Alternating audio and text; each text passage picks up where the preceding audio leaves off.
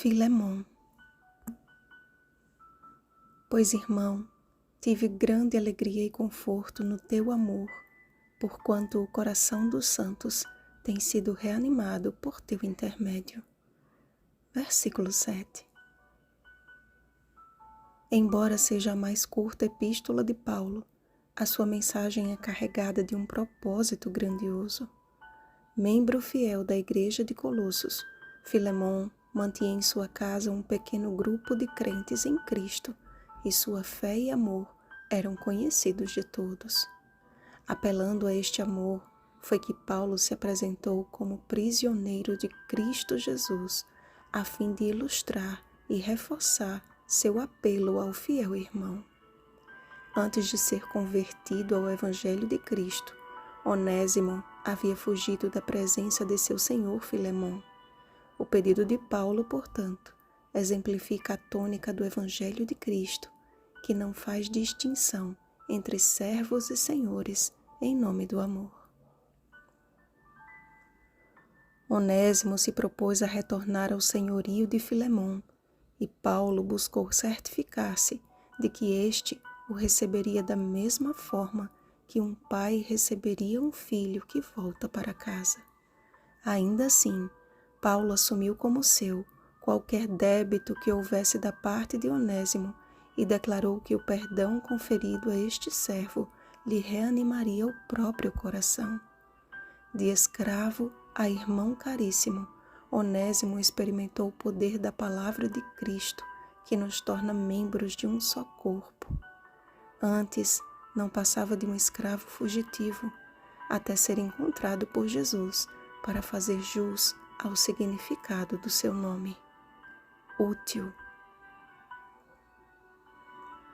Com linguagem clara e amável, Paulo foi direto ao ponto, exortando Filemon a usar de misericórdia para com Onésimo, apesar de saber que ele faria bem mais do que o apóstolo lhe havia pedido. Vivendo entre cadeias e perseguições, Paulo sentia na pele os efeitos da maldade humana. Como servos de um Senhor que nos liberta, somos chamados a agir de igual misericórdia não somente com os que se arrependem, como Onésimo, mas também com os que insistem em nos fazer mal. Quando na cruz, sendo insultado e humilhado, Jesus orou: Pai, perdoa-lhes, porque não sabem o que fazem. Lucas capítulo 23, versículo 34. Quando apedrejado por seus algozes, Estevão também orou: Senhor, não lhes imputes este pecado. Atos capítulo 7, versículo 60.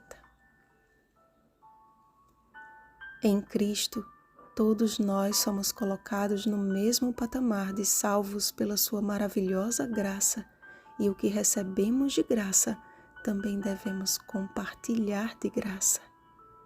Assim como a graça de Deus nos é um favor imerecido, o nosso amor de uns para com os outros não deve ser uma retribuição meritória, mas a atuação do Espírito Santo em nós, a fim de que nossa bondade não venha a ser como que por obrigação, mas de livre vontade. Como Paulo assumiu a conta de Onésimo, estamos nós dispostos a fazer o mesmo em favor de quem errou? Unicamente pela graça de Jesus temos acesso ao perdão divino. Mas se negamos o perdão de insignificante dívida, como esperamos que o Pai perdoe o nosso incalculável débito?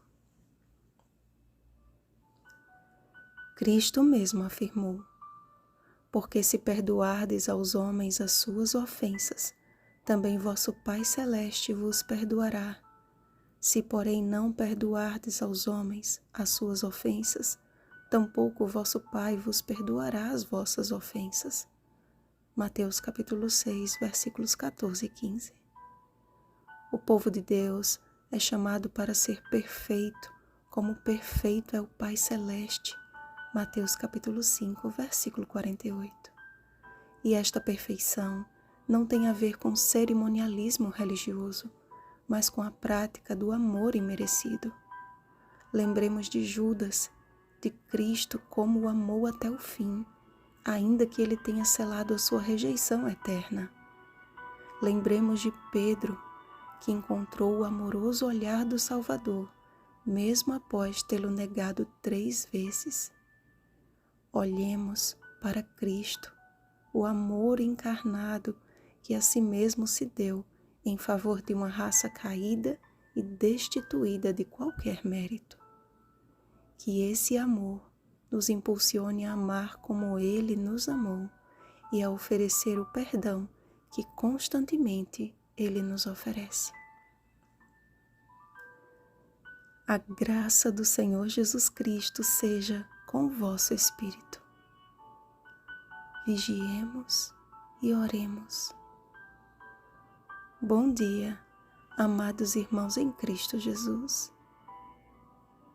Rosana Garcia Barros.